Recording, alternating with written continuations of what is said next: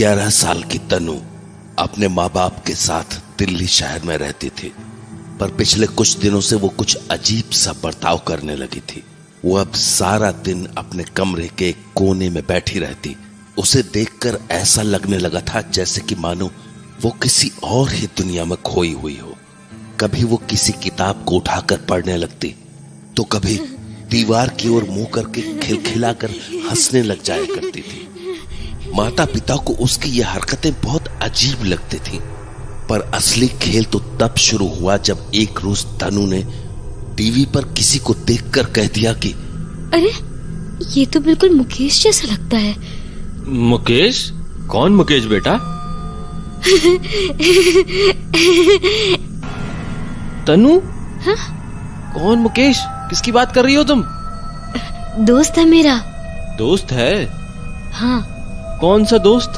मेरा दोस्त जो हमेशा मेरे साथ रहता है, मेरे कमरे में।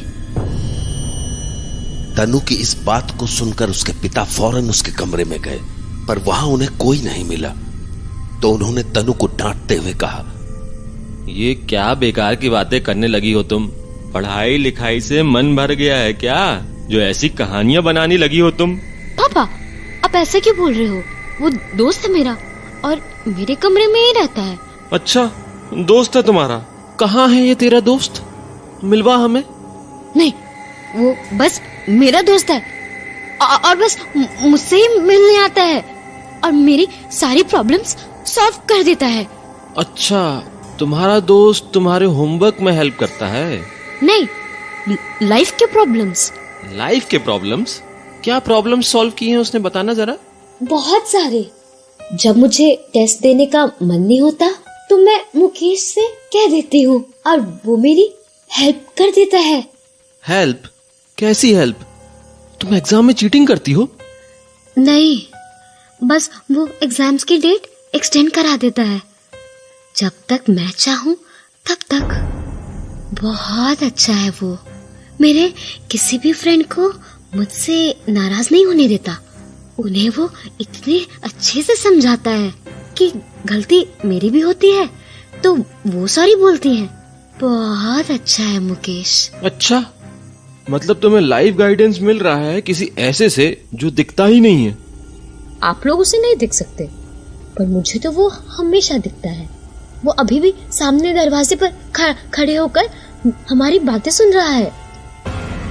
देखो तनु, ऐसा है, ये मजाक मस्ती आज किया, ठीक है, पर आगे से ऐसी फालतू की बातें मत करना। तुम्हारी मम्मी बेकार में डर जाएंगी। पर मम्मी क्यों डरेंगी?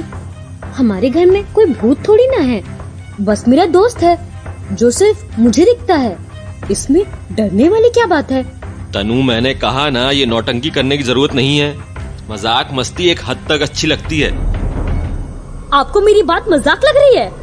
पूरे दिन मैं मुकेश से बात करती हूँ और आप बोल रहे हो कि मैं मजाक कर रही हूँ। तनु, ढंग से बात करो। क्यों बहस कर रही हो पापा से? क्योंकि पापा बोल रहे हैं मेरा दोस्त कोई है ही नहीं, मैं बस ड्रामेबाजी कर रही हूँ। अरे, वो मुझे साफ साफ दरवाजे के पास खड़ा दिख रहा है। एक मिनट मुकेश, वो टेबल पर जो ग्लास पड़ा है उसे जमीन पर गिरा दो, तभी इन्हें यकीन होगा कि तुम सच में हो। ओफो, चुप हो जाओ तुम दोनों। क्यों बेवजह लड़ रहे हो? तनु बेटा, रात हो गई है, जाके सो जा। पर मैं झूठ नहीं बोल रही हूँ मम्मी, मुकेश सच में है। अरे, तो कहाँ गिराया उसने तेरा गिलास? कहा तो था तुमने उससे। मुकेश, ग्लास गिराओ अभी के अभी।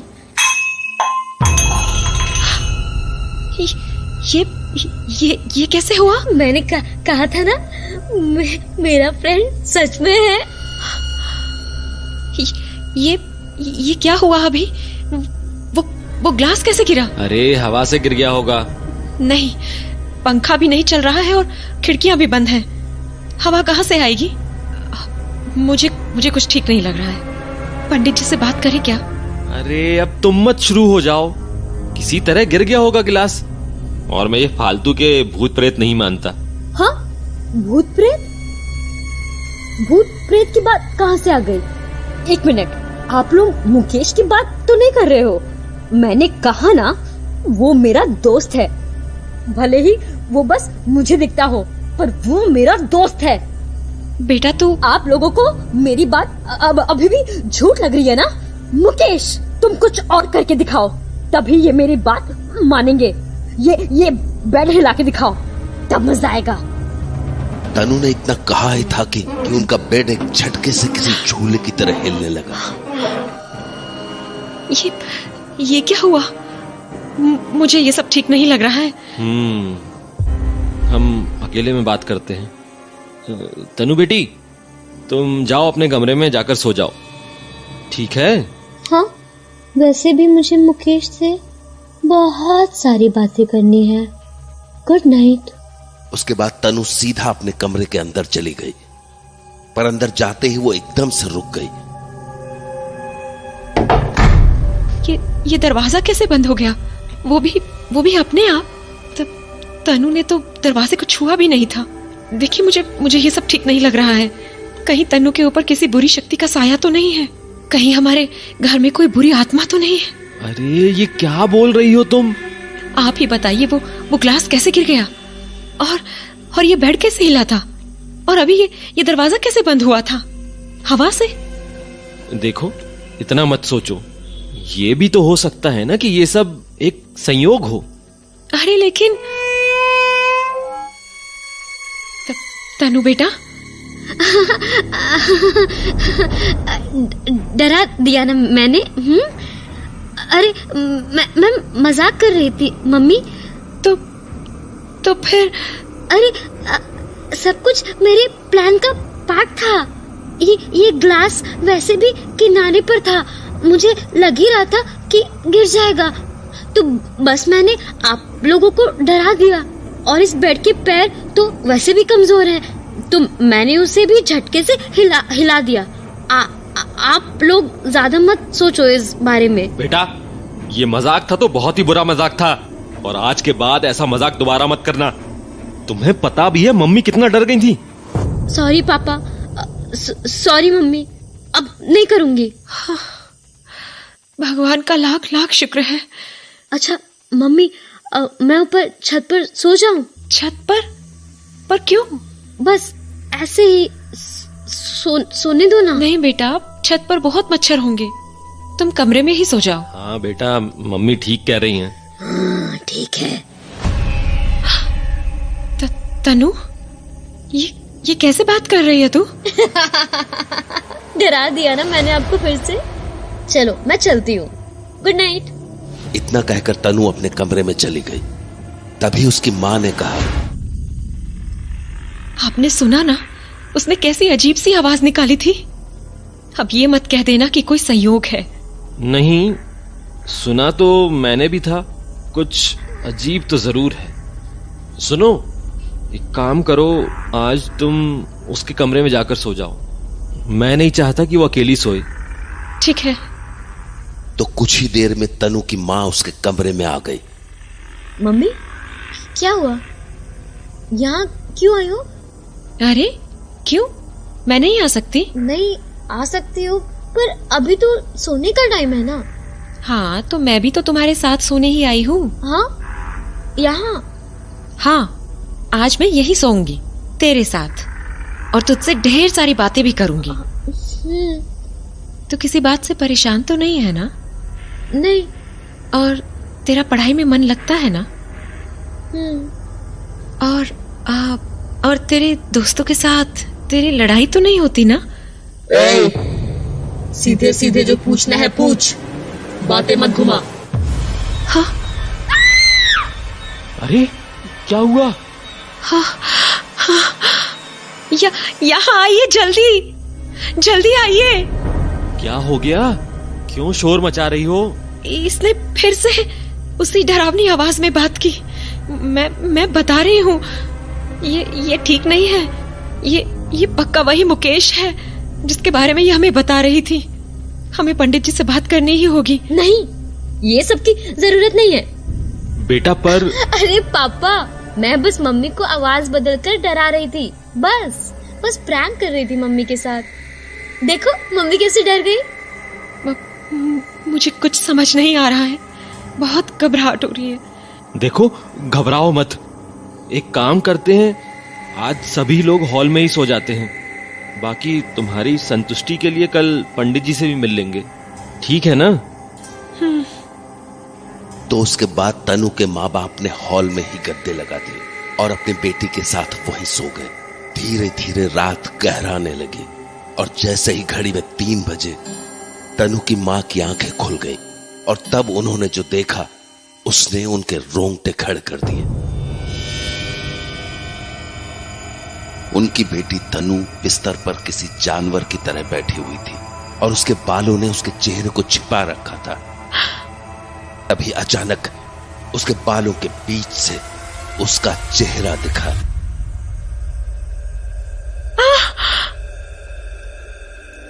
तनु तनु की मां अपनी बेटी को पुकार रही थी, पर वो तो शायद तनु थी ही नहीं। तभी एकदम से उसने कहा, पीछे देखो मम्मी। देखो पीछे।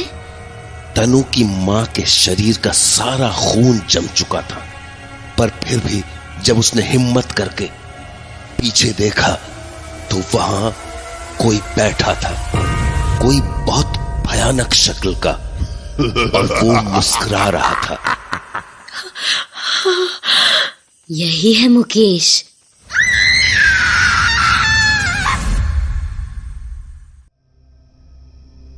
तनु की मां की चीख सुनकर अब पिता की भी नींद खुल गई थी। अरे क्या हो गया? ऐसे जोर से क्यों चिल्लाई? वो क्या हुआ? इतनी डरी हुई क्यों है? वो यहाँ पे कोई था। कोई था? कौन था? एक अजीब सा आदमी, यही मेरे बगल में। क्या? अरे कोई बुरा सपना देखा है क्या तुमने? नहीं, कोई सपना नहीं था। मैंने अपनी आंखों से उस आदमी को देखा था। और तनु तो क्या? तनु अभी अजीब सी हरकतें कर रही थी और वो भी जगी हुई थी। पर तनु तो सो रही है। नहीं, ये कोई सोवो नहीं रही, बस सोने की नौटंकी कर रही है। मैं आपको कह रही हूँ ना, मैंने अभी ये सब कुछ अपनी आंखों से देखा था। अरे पर ये भी तो हो सकता है ना कि तुमने कोई बुरा सपना देखा हो, और कभी कभी ऐसा हो भी जाता है। वैसे भी आज हमने बहुत ही अजीबोगरीब बातें की थी, शायद इसलिए तुम्हें ऐसा सपना आ गया। अरे पर वो आदमी यही था, मुझे नहीं पता। आप पूरे घर में देखिए। ठीक है, मैं जाकर चेक करता हूँ। तो तनु के पिता घर को चेक करने के लिए चले गए और तनु की मां वहीं सहम कर बैठी रही। उन्हें अब भी विश्वास नहीं हो रहा था कि उन्होंने क्या देखा था। वो उन बातों को याद ही कर रही थी कि तभी तनु के पापा लौट आए। मैंने कहा ना, कोई भी नहीं था, तुम फालतू में। तनु के पिता बोलते बोलते एकदम से रुक गए, मानो उनकी सांस अटक गई हो, क्योंकि उन्होंने कमरे के पर्दे के पीछे से अभी अभी किसी को झांकते हुए देखा था। एक पल को तो उन्हें वो उनका वहम लगा, पर फिर पर्दे के पीछे खड़े उस आदमी ने दोबारा से झांकने की कोशिश की तो तनु के पिता नाराज होकर बोले, कौन है वहाँ? वो भागे भागे उस पर्दे के पास पहुंचे, पर पर्दा हटाने पर उन्हें वहां कोई नहीं दिखा। चादर के अंदर से तनु की हंसी की आवाज आने लगी। तनु, तो तब से तू सोने का नाटक कर रही थी? हाँ? ये तो सो रही है। पर अभी तो ये जोर जोर से हंस रही थी, आपने भी सुना था ना। मुझे तो डर लग रहा है अब। रुको, मैं इसे जगाता हूँ। तनु उठो। पापा, क्या हुआ? कुछ हुआ क्या? वो तो तुम बताओगी अब। क्या खेल खेल रही थी तुम? खेल मतलब? नाटक मत करो तनु, तुम अभी हंस रही थी ना। मैं कब हंसी पापा? झूठ मत बोलो तनु, हम दोनों ने तुम्हें हंसते हुए सुना है। और कुछ देर पहले तो मैंने यहाँ इस कमरे में किसी आदमी को भी देखा था। मुकेश होगा, मैंने कहा था ना, वो मेरे साथ इसी घर में रहता है। अब तो मानते हो ना कि मेरा दोस्त सच में है। मुझे ये सब बिल्कुल भी ठीक नहीं लग रहा है, हमें पंडित जी से बात करनी ही होगी। अजीब तो अब मुझे भी लग रहा है। एक काम करते हैं, कल सुबह ही पंडित जी के पास चलते हैं और अभी के लिए इसे अपने साथ नीचे ही सुला लेते हैं। ठीक है। तो उसके बाद तनु के माता पिता ने तनु को नीचे ही सुला लिया और आंखें बंद किए सुबह होने का इंतजार करने लगे। उस रात और कुछ नहीं हुआ और सुबह होते ही पूरा परिवार पंडित जी से मिलने के लिए तैयार हो गया। वो लोग निकलने ही वाले थे कि तभी तनु ने कहा, पापा, मम्मी, मुझे कुछ ठीक नहीं लग रहा है। हाँ, क्या हुआ बेटा? मम्मी, मेरे पेट में बहुत जोर का दर्द हो रहा है। पेट दर्द अचानक से कैसे? पता नहीं मम्मी, आप लोग जाओ, मैं नहीं जा पाऊंगी। अरे नहीं बेटा, अगर इतनी ज्यादा तकलीफ है तो हम पहले डॉक्टर के पास चले जाते हैं ना। हाँ, डॉक्टर को दिखाने के बाद मंदिर चले जाएंगे। नहीं, उसकी जरूरत नहीं पड़ेगी। मतलब उतना भी दर्द नहीं है। हाँ, अभी तो कह रही थी बहुत दर्द है। नहीं, मतलब दर्द है पर उतना भी नहीं कि डॉक्टर के पास जाना पड़े। अच्छा, एक काम करो, घर में दवाई पड़ी होगी, इसे लाकर खिला दो। ठीक है। तो तनु की माँ दवाई लेने चली गई और तनु के पिता उसे एकटक बस देखने लगे, मानो उन्हें तनु के बात करने के तरीके में एक अजीब सा बदलाव नजर आ रहा हो। तभी तनु की माँ दवाई लेकर आ गई, पर जैसे ही उन्होंने दवाई तनु की तरफ बढ़ाई, तनु ने कहा, अरे मम्मी, ये सर दर्द की दवाई की क्या जरूरत है? सर दर्द ही है ना, थोड़ी देर सो जाऊंगी तो ठीक लगेगा। हाँ, सर दर्द की दवाई? क्या बोल रही है बेटा? अरे आप दवाई उसी के लिए लाए हो ना, ताकि मेरा सर दर्द ठीक हो जाए। क्या? अरे पर तेरे पेट में दर्द हो रहा था ना, तभी तो दवाई लाई हूँ। हाँ, नहीं, दर्द मेरे पेट में नहीं है, मेरे पाँव में है। इसलिए तो मैंने कहा था कि मैं मंदिर नहीं जाऊंगी, आप लोग जाओ ना। ये क्या बोल रही है? अभी थोड़ी देर पहले तो तूने कहा था कि तेरे पेट में दर्द था, तो फिर अब बात समझ नहीं आ रही है क्या? बोला ना तनु नहीं जाएगी। ये आपने सुना ना अभी? ये इसने किस तरह से बात की? आपने सुना ना? पहले तो मैं बस तसल्ली के लिए मंदिर जाकर पंडित जी से मिलना चाहता था, पर अब जाना बहुत जरूरी लग रहा है। करने दो ऐसे बहाने। आज तो मैं इसे जबरदस्ती मंदिर लेकर चलूंगा। मैं भाई को फोन करता हूँ, वो गाड़ी लेकर तुरंत आ जाएगा, उसी में चल लेंगे। हेलो विकास। हाँ भैया। एक काम कर, जल्दी से घर आ जा, तनु की तबीयत ठीक नहीं है। तबीयत ठीक नहीं है? क्या हुआ तनु को? तू बस जल्दी पहुंच, मैं तुझे बाकी का सब बाद में बताता हूँ। ठीक है, मैं 10 मिनट में पहुंचता हूँ। अपने छोटे भाई से बात करने के बाद तनु के पिता का हौसला थोड़ा सा बढ़ा, पर जैसे जैसे वक्त बीतता जा रहा था, उनका वो हौसला भी टूटने लगा। जब देखते देखते 20 मिनट बीत गए तो उन्होंने अपने भाई को दोबारा फोन किया। हेलो विकास, कहाँ है तू? घर पर हूँ भैया। क्यों? घर पर? अरे तू यहाँ आने वाला था ना? हाँ, पर आपने तो फोन पर कहा कि आने की जरूरत नहीं है, तनु अब ठीक है। क्या?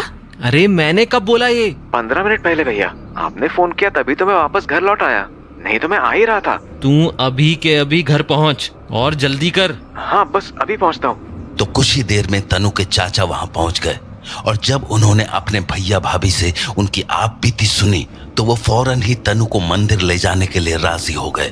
पर ये काम इतना भी आसान नहीं होने वाला था। खैर, जैसे ही सब लोग गाड़ी में बैठे, तनु ने कहा, कहाँ ले जा रहे हो मुझे? बेटा, हम ना आपको ऐसी जगह ले जा रहे हैं जहाँ आपको आराम मिलेगा। आराम? तो कब्रिस्तान लेकर चलना मुझे, वही तो मेरा घर है। हाँ? ये किस तरह की बात कर रही हो तुम? भैया, ये कुछ मत पूछो, बस जल्दी चल। कब्रिस्तान लेकर चल मुझे, वही जाना है मुझे। कब्रिस्तान क्या करोगे जाके? हम कहीं और चलेंगे ना। होशियार मत बन मेरे साथ विकास, जितना कहा जा रहा है उतना ही कर। अच्छा, और मैंने तुम्हारी बात नहीं मानी तो? पीछे पलट कर तो देख, तुझे जवाब मिल जाएगा। तनु की बातें सुनकर अब चाचा को भी डर लगने लगा था, इसलिए पीछे पलटने के बजाय उन्होंने आईने में तनु को देखने की कोशिश की, पर उन्होंने जो देखा उससे उनके होश उड़ गए। पीछे तनु के बगल में एक अजीब सा आदमी बैठा हुआ था, जिसे देखकर उन्हें इतना तो समझ आ गया कि वो इंसान तो बिल्कुल नहीं था, बिल्कुल भी नहीं। देख लिया ना? कहाँ ले चलो आपको? बताओ। बड़ा कब्रिस्तान। बड़ा कब्रिस्तान? तुम जानते हो ये कहाँ है? हाँ, पर ये शहर से बहुत दूर है। वही जाना है मुझे। भैया, क्या करें? एक काम करते हैं, पहले इसे वहाँ ले जाते हैं। ठीक है।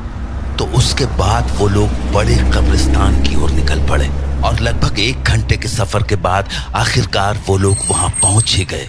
वो इलाका बहुत ही ज्यादा सुनसान था और आसपास की जमीन बिल्कुल बंजर सी। तो तनु के पिता गाड़ी में बैठकर आसपास देख ही रहे थे कि उन्हें अपनी बाईं ओर एक आदमी खड़ा दिखा। तो उन्होंने उससे पूछा, भाई साहब, बड़ा कब्रिस्तान यही है? हाँ यही है, पर आप लोग यहाँ क्यों आए हैं? नहीं, वो हमें यहाँ कुछ काम था। काम था? यहाँ आसपास देख रहे हो आप? हाँ? अरे भाई साहब, जो भी काम था ना वो यहाँ नहीं हो पाएगा। किसके कहने पर आ गए आप यहाँ? आप जानते भी हो इस जगह के बारे में? हाँ? नहीं, क्यों? अरे ये जगह शापित है, शापित। किसके कहने पर आए हो यहाँ? भाई साहब, आपको कहूंगा तो आप मेरा विश्वास नहीं करेंगे। अरे सीधे सीधे बोलना, प्रेत लेकर आया है तुझे यहाँ? हाँ? गलत बोल रहा हूँ क्या मैं? उसी के कहने पर आए हो ना यहाँ? कुछ बोलेगा? हाँ जी, मुझे ठीक से तो नहीं पता, पर मेरी बेटी कुछ अजीब सा व्यवहार कर रही है। हाँ हाँ, प्रेत है उसके सर पे, साफ पता चल रहा है। हाँ जी, वो बता रही थी उसे कोई मुकेश दिखता है और उसी के कहने पर हम यहाँ आए हैं। मुकेश? अरे किसी भी मुकेश का यहाँ क्या काम है? ये कब्रिस्तान है। ऐसा है कि वो प्रेत आपको बहका रहा है, खेल रहा है तुम्हारे साथ। ये जगह इतनी ज्यादा शापित है कि यहाँ आसपास की जमीन तक बंजर हो चुकी है। यहाँ अब कोई नहीं आता। यहाँ पर जितने भी कब्र थे सबको हटा दिया गया है। ये जगह जिन और प्रेत आत्माओं का घर बन चुका है। इसीलिए जितनी जल्दी हो सके यहाँ से निकल जाओ, नहीं तो अपनी बेटी को बचा नहीं पाओगे। क्योंकि अगर यहाँ की हवा लग गई ना तो जिंदगी लग जाती है, पर लोग ठीक नहीं हो पाते। मेरा बेटा खुद इस तकलीफ को भोग रहा है, इसीलिए मुझे हर दोपहर यहाँ आकर कुछ काम करने पड़ते हैं ताकि मेरा बेटा ठीक रहे। इसीलिए बेहतर होगा कि आप यहाँ से जितनी जल्दी हो सके चले जाएं। जी, यहाँ पर आसपास कोई मंदिर है क्या? मंदिर?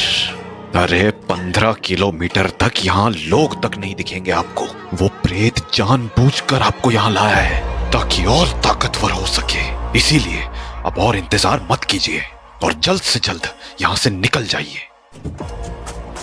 उस आदमी ने इतना कहा ही था कि तनु गाड़ी से निकली और भागती हुई कब्रिस्तान के अंदर चली गई। तनु बेटा, तनु बेटा! भाई साहब, ये ठीक नहीं हुआ। अगर आपकी बेटी इस कब्रिस्तान में खो गई तो उसे आप कभी नहीं ढूंढ पाओगे। जल्दी से ढूंढना होगा उसे। हाँ विकास, चल। नहीं, अंदर ज्यादा लोगों का जाना बिल्कुल भी ठीक नहीं है। कहीं किसी शक्ति ने आप लोगों को भी अपना शिकार बना लिया तो बहुत दिक्कत हो जाएगी। चलिए मैं आपके साथ चलता हूँ। वैसे भी मुझे अंदर के रास्ते की थोड़ी बहुत समझ है, हर रोज ही आना होता है मेरा यहाँ। तो उसके बाद तनु के पिता और वो आदमी कब्रिस्तान के अंदर जाकर तनु को ढूंढने की कोशिश करने लगे, पर अंदर का जंगल इतना घना था कि कुछ भी ठीक से दिख नहीं रहा था। तनु बेटा, तनु बेटा! भाई साहब, नाम पुकारने से आपकी बेटी नहीं मिलेगी। वो इस वक्त आपकी बेटी तनु है ही नहीं। तो क्या करें? कहाँ ढूंढे उसे? सामने थोड़ी दूर पर एक पुरानी कब्र है। अगर मेरा शक सही है तो वो हमें वहीं मिलेगी। पर क्यों? कब्र पर क्यों? बस समझ लीजिए, तबाही की शुरुआत वहीं से होती है। क्या? देर मत कीजिए, जल्दी चलिए। तो वो दोनों फौरन कब्रिस्तान के अंदर चले गए और कुछ ही देर में वो दोनों उस कब्र के पास पहुंच गए और संयोग से तनु उन्हें वहीं लेटी हुई मिली। तनु! भाई साहब, जितनी जल्दी हो सके इसे गोद में उठाकर यहाँ से ले चलो। अरे पर ये बेहोश कैसे हो गई? भाई साहब, मेरी बात मानो। ये जितनी देर इस कब्रिस्तान के अंदर रहेगी आपसे उतनी ही दूर होती रहेगी। इसीलिए इसे गोद में उठाओ और फौरन बाहर ले चलो। तो उस आदमी की बात मानकर तनु के पिता ने तनु को गोद में उठाया और कब्रिस्तान के बाहर लेकर आ गए। पर अभी उन्होंने उसे गाड़ी की पिछली सीट पर लिटाया ही था कि उन्हें उसकी गर्दन और हाथों पर कुछ अजीब से उंगलियों के निशान दिखे। ये क्या है? ये निशान कैसे हैं? पता नहीं कैसे निशान हैं। मैंने साफ करने की कोशिश की थी पर ये निकल ही नहीं रहे। ये कोई आम निशान नहीं है भाई साहब। मेरी मानिए तो आप बिल्कुल भी देर मत कीजिए और जल्द से जल्द जाकर किसी पंडित से मिलिए, नहीं तो अनर्थ हो जाएगा। उस आदमी की बात सुनकर वहां खड़े सभी लोगों की रूह कांप गई और वो लोग वहां से फौरन किसी मंदिर की तरफ निकल गए। तो कुछ ही देर में वो लोग मंदिर पहुंच गए, पर जब पंडित ने तनु को देखा, बिटिया तो ठीक ही लग रही है। नहीं पंडित जी, ये अभी थोड़ी देर पहले तक बहुत अजीब अजीब हरकतें कर रही थी। हाँ, पर अब इसे देखकर ऐसा नहीं लग रहा कि इसके ऊपर किसी प्रेत का साया है। शायद वो जो कुछ भी इसके ऊपर था वो जा चुका है। तो पंडित जी, तनु अब ठीक रहेगी? हाँ बिल्कुल। पंडित जी की बातें सुनने के बाद उन सभी के मन को आराम सा मिला। पर जैसे ही वो लोग मंदिर के बाहर अपनी गाड़ी के पास आए, तनु जोर जोर से हंसने लगी और गाड़ी के बोनेट पर जोर जोर से अपने हाथ पटकने लगी। तनु बेटा, तनु। विकास, मुझे लगता है ये इस मुकेश का ही किया धरा है। तुम जाकर जल्दी से पंडित जी को बुला लाओ। तो कुछ ही देर में तनु के चाचा भागकर पंडित जी को बुला लाए। पंडित जी के आते ही तनु शांत सी हो गई और पीछे पलटकर खड़ी हो गई, मानो उसके अंदर का मुकेश पंडित जी से नजरें तक नहीं मिलाना चाहता था। तभी पंडित जी ने कहा, ये प्रेत बहुत ही शातिर है। मंदिर आने के पहले इसने इस बच्ची का शरीर छोड़ दिया था, तभी ऐसा लग रहा है कि इस बच्ची पर किसी का साया नहीं है। पर पंडित जी, अब हम क्या करें? ये तो मंदिर के अंदर जा ही नहीं रहा, तो इसका समाधान कैसे होगा और मेरी बेटी कैसे ठीक होगी? चिंता मत करो, इसका उपाय है मेरे पास। आप लोग बस इसे कस के पकड़े रखिए। पंडित जी के कहने पर जब उन्होंने तनु को जबरदस्ती पकड़ लिया तो पंडित जी ने तुरंत उसके दोनों अंगूठों पर एक कलावा बांध दिया।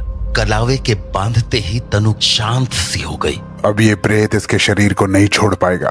आप बच्ची को मंदिर के अंदर लेकर आइए। पंडित जी के कहने पर वो लोग तनु को मंदिर में लेकर चले आए।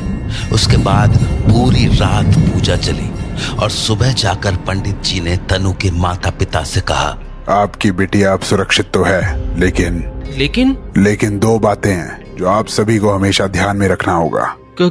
कौन सी दो बातें पंडित जी? पहला ये कि किसी भी हालात में तनु की कलाई पर बंधा हुआ धागा खुलना नहीं चाहिए और ये धागा हर महीने 2 महीने में बदलता रहना होगा, वरना संकट दोबारा लौट सकता है। मैं समझा नहीं पंडित जी। तनु के ऊपर जो प्रेत है उससे हमेशा के लिए छुटकारा पाना नामुमकिन है, इसलिए उससे बचने का एकमात्र उपाय यही है कि उस प्रेत को तनु के पास आने का मौका ही ना मिले। इसलिए धागे का बंधा रहना जरूरी है। पर धागे की मंत्रों की शक्ति कमजोर हुई तो वो संकट दोबारा इसकी तरफ आने की कोशिश कर सकता है। पर पंडित जी, हमें पता कैसे चलेगा कि धागा कमजोर पड़ने लगा है? वो आपको आपकी बेटी खुद बता देगी। तनु बता देगी? पर कैसे? जैसे ही धागा कमजोर होने लगेगा वो प्रेत तनु को दोबारा से दिखने लगेगा। इसलिए बच्ची से ये जरूर कहना कि जब भी कभी वो दोबारा दिखने लगे ये आप लोगों को जरूर बता दे। ठीक है पंडित जी। उस रोज के बाद से तनु की जिंदगी वापस से सामान्य हो गई थी। पर जैसे ही उसकी कलाई पर बंधे हुए उस धागे की शक्ति कम पड़ने लगती थी। मम्मी, पापा। तनु बेटा, क्या हुआ? क्या हुआ बेटा? बोलना। मुकेश